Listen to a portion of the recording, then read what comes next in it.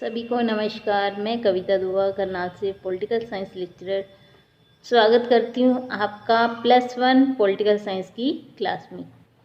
आज हम book 2 lesson 3 चुनाव और प्रतिनिधित्व को बनाने जा रहे हैं। जैसा कि हम जानते हैं हमारा देश लोकतंत्रात्मक देश है। इसमें नेता का चयन हम स्वयं वोट डालकर करते हैं।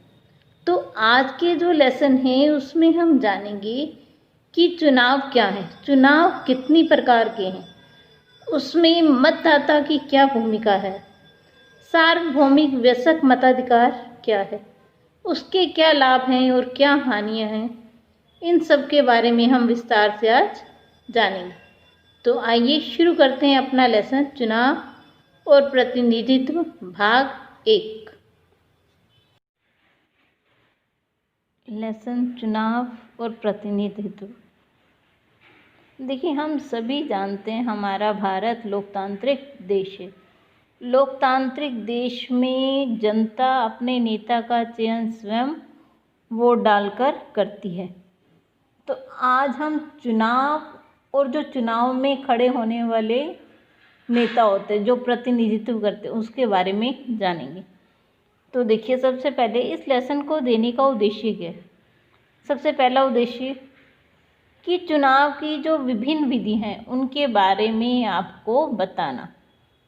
अपने देश की चुनाव व्यवस्था की क्या विशेषताएं हैं उसके बारे में बताना। स्वतंत्र और निष्पक्ष चुनाव करने के लिए जो प्रावधान हैं उनका महत्व बताना। चुनाव सुधार पर होने वाली बहसों के बारे में बताना। देखिए, क्या आप इन 2 प्रश्नों के उत्तर दे सकते हैं। क्या बिना चुनाव के लोकतंत्र कायम रह सकता है? बताइए, हाँ या नहीं।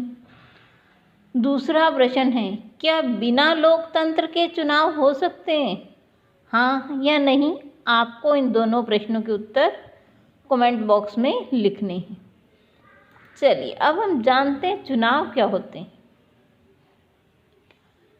लोकतंत्र की एक महत्वपूर्ण प्रक्रिया है जिसमें जनता अपने प्रतिनिधियों को चुनती है। चुनाव के द्वारा ही क्षेत्रीय स्थानीय निकायों के लिए भी व्यक्तियों का चुनाव होता है। आज चुनाव का व्यापक स्तर पर प्रयोग होने लगा है। निजी संस्थानों में, क्लबों में, यूनिवर्सिटीज़ में, धार्मिक संस्थानों में भी वो चुनाव कर अपना जो प्रमुख होता है किसी संस्थान का, किसी धार्मिक संस्था का, उसको चुनते हैं। चलिए आगे देख लेते हैं मताधिकार किसे कहते हैं। देखिए, मताधिकार जिसे अंग्रेजी में फ्रेंचाइज भी कहते हैं, पुरानी फ्रेंच भाषा के शब्द फसे से बना हुआ है जिसका अर्थ स्वतंत्र, और सफरेज जिसका अर्थ है सफारगारी, इसका अर्थ है मत देने से। तो इस प्रकार मताधिकार का अर्थ नागरिक के उस अधिकार से है जिसके द्वारा वे अपने प्रतिनिधियों का चुनाव मतदान द्वारा करते हैं, और जो प्रतिनिधि हैं वो राज्य का शासन चलाते हैं। चलिए आगे देखते हैं सार्वभौमिक वयस्क मताधिकार क्या होता है।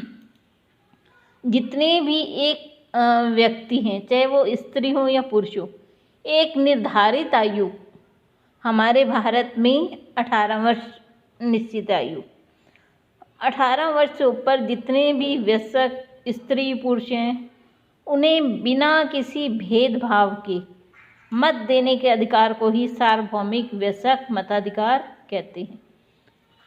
इसमें नागरिकों के साथ जाति, धर्म, संप्रदाय, वर्ग, भाषा, लिंग, संपत्ति आदि के आधार पर भेदभाव नहीं किया जाता।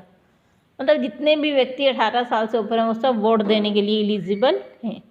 इसे हम क्या कहते हैं, सार्वभौमिक वयस्क मताधिकार। चलिए अब हम जान लेते हैं मतदाता की योग्यता क्या है। सबसे पहली, वो भारत का नागरिक होना चाहिए। दूसरी, 18 वर्ष आयु पूरी कर चुका हो, किसी गंभीर अपराध के लिए न्यायालय द्वारा दंडित ना किया गया हो, मानसिक रूप से स्वस्थ हो। तो ये उसकी योग्यताएं हैं। अब हम जान लेते हैं वयस्क मताधिकार का लाभ क्या है, महत्व क्या है। वयस्क मताधिकार द्वारा चुने गए प्रतिनिधियों के माध्यम से जनता का शासन में भागीदारी होती है, मतलब उन्हीं के द्वारा चुना गया व्यक्ति नेता बनता है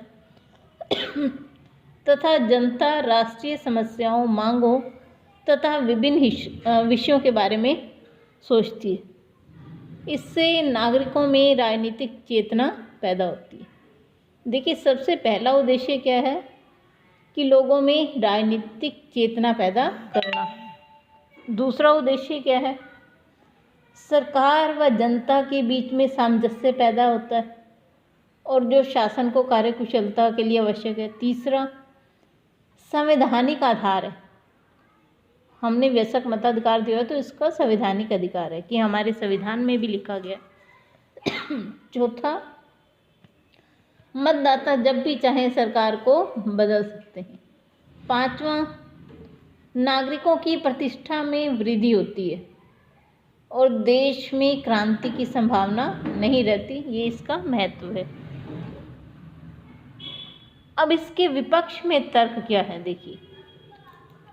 सबसे पहला, जो वो कहते हैं कि जो पढ़े लिखे व्यक्ति हैं उन्हें ही सिर्फ मताधिकार मिलना चाहिए, क्योंकि अनपढ़ व्यक्ति को तो पता ही नहीं क्या अच्छा है क्या बुरा। तो जो वयस्क मताधिकार के विपक्ष में है वो सबसे बड़ा तर्क ये देते हैं कि केवल शिक्षित व्यक्ति को ही मताधिकार मिलना चाहिए। दूसरा, मूर्खों का शासन कहते हैं कई लोग इसे, कि सभी लोग या लगभग लोग किसी नेता विशेष को देखकर वोट दे देते हैं। तीसरा, सब नागरिक समान नहीं है। देखिए, सभी मानसिक रूप से किसी की स्थिति कैसी है, किसी की कैसी। चौथा, मत का दुरुपयोग। जो गरीब आदमी है वो वोट बेच देते हैं पैसों के लालच में। पांचवा, शासन एक कला है। छठा, वैज्ञानिक उन्नति के विरुद्ध है ये। चलिए कुछ मज़ेदार फैक्ट देखते हैं। क्या आप जानते हैं कि भारत में जो सरकार है वो 3 स्तर पे, केंद्र, राज्य और स्थानीय, जिसे हम पंचायत या नगर पालिका भी कहते हैं। जो केंद्र स्तर पर हैं वो सांसदों का चुनाव जनता ही वोट देकर करती है। लोकसभा चुनाव के लिए पूरे देश को 543 निर्वाचन क्षेत्रों में विभाजित किया गया है और प्रत्येक निर्वाचन क्षेत्र में एक प्रतिनिधि सांसद के रूप में चुना जाता है। चलिए कुछ और मज़ेदार फैक्ट देखते हैं ऐसे ही। क्या आप जानते हैं जो राज्य स्तर पर चुनाव होते हैं उन्हें हम क्या कहते हैं, विधानसभा के चुनाव। प्रत्येक राज्य को विधानसभा क्षेत्रों की एक अलग विशिष्ट संख्या में विभाजित किया गया है जनसंख्या के आधार पर। विधानसभा चुनाव में निर्वाचित प्रतिनिधियों को विधानसभा का सदस्य या हम एमएलए भी कहते हैं। इसी तरह स्थानीय स्तर पर जो गांव हैं उसमें पंचायतों का चुनाव होता है और जो शहर हैं उनमें नगर पालिका या नगर निगम के चुनाव होते हैं। प्रत्येक गांव या कस्बे को कई वार्डों में विभाजित किया गया है। प्रत्येक वार्ड क्रमशः गांव या शहरी स्थानीय निकाय के एक सदस्य का चुनाव करता है। चलिए अब हम देख लेते हैं मतदाता सूचियां कैसी होती हैं।